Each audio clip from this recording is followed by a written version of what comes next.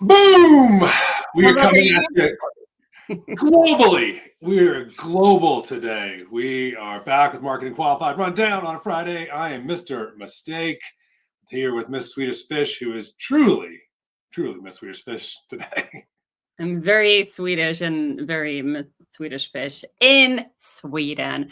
I missed this. We haven't done this for so long now. It's been a minute, as they say, as the kids say. It's been a minute. So we have multiple things to talk about. I think I almost feel like sometimes when these get written, it's fortuitous. It's looking back at history. I don't know, but this one's funny because it talks about some things that we obviously have made mistakes ourselves, and so it's good. It's funny. So 2 topics today: when you blow it, how to win anyway, meaning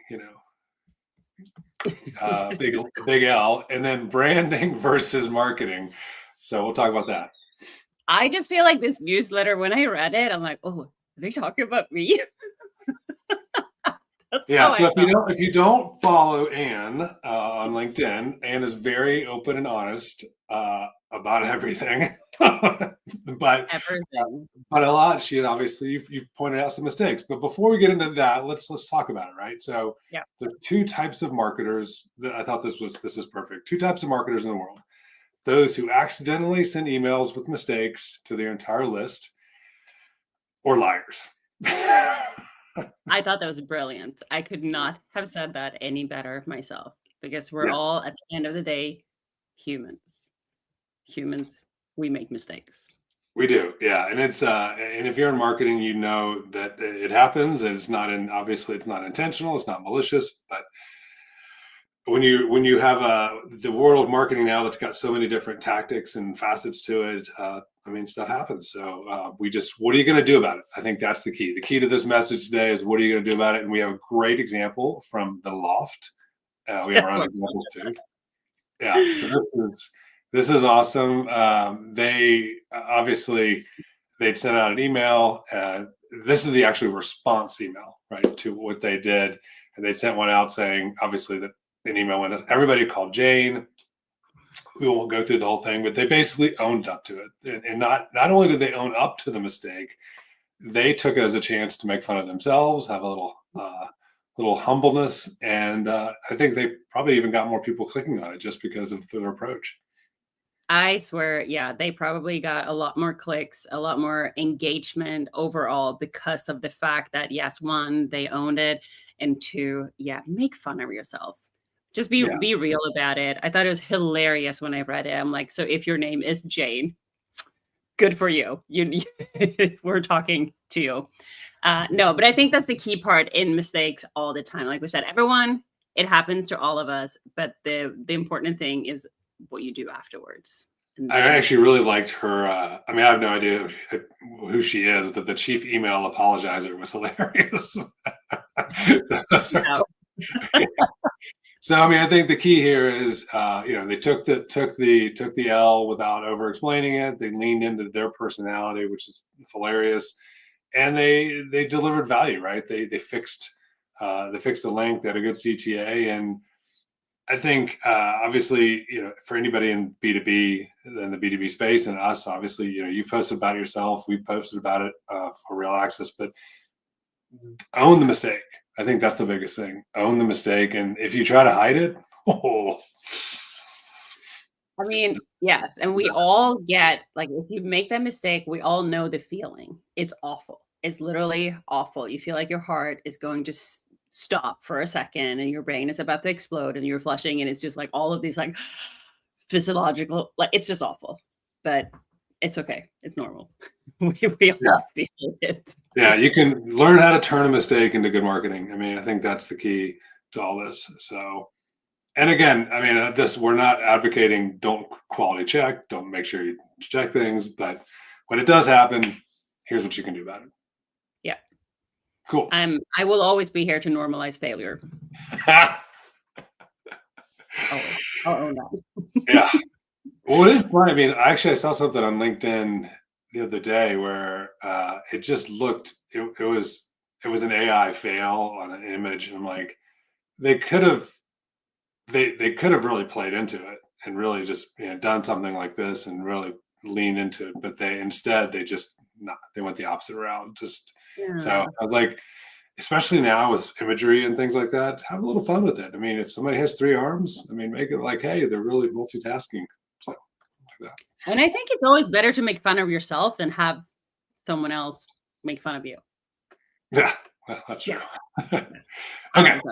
The second topic, what the hell is branding versus marketing? Of course, if we ask the layman, they will say it's the same thing, right?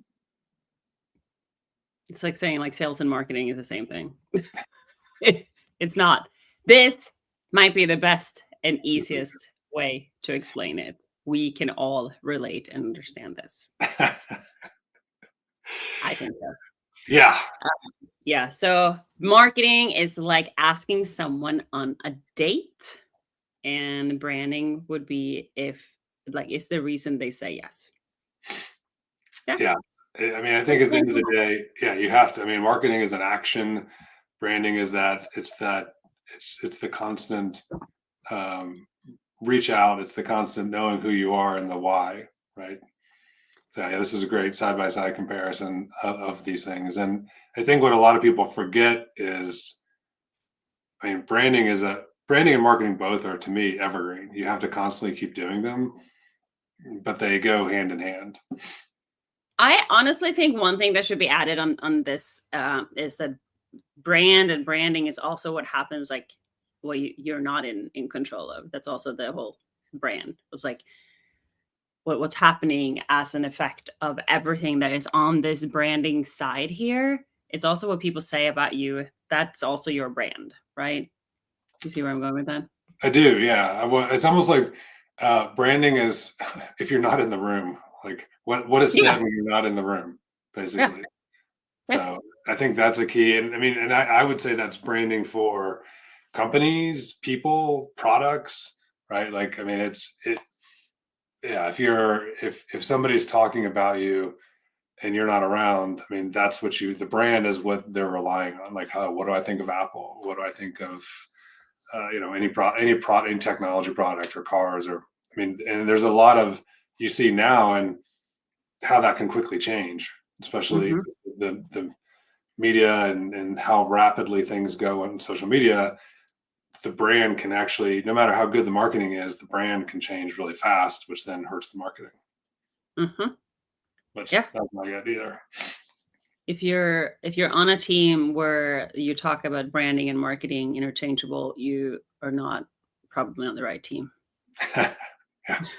Like, it has to be two separate things. You cannot treat them the same thing. It's not Yeah. the same. And I think, I mean, to take it a step further, I think branding now has become, it used to be in the big, the Mad Men era, right? The branding of the companies. Now is really the branding of people, right? And Mhm. it's people buy from, I mean, just we are obviously on LinkedIn and on YouTube, but look at how well that's done. But the brand is actually the person, not always the company. So I think that's a huge difference in the brand, and then the translation of brand of the person to marketing of the product or service. I think, yeah, the entire concept of personal branding just Totally. skyrocketed. Yeah, it is exploding lately. But that is not like personal branding and branding is not like a freaking IKEA furniture piece that you just put together and post 5 times a week. There's a lot more that goes into it. Like good Swedish reference there. Nice, nice. Yeah, I Way to keep believe it it or Swedish. not, I built IKEA furniture this summer. Nice. Hate it. It's awful. All right. So that is branding versus marketing. So those are our two topics for today. Um, And what else we got? We got there we go. So yeah,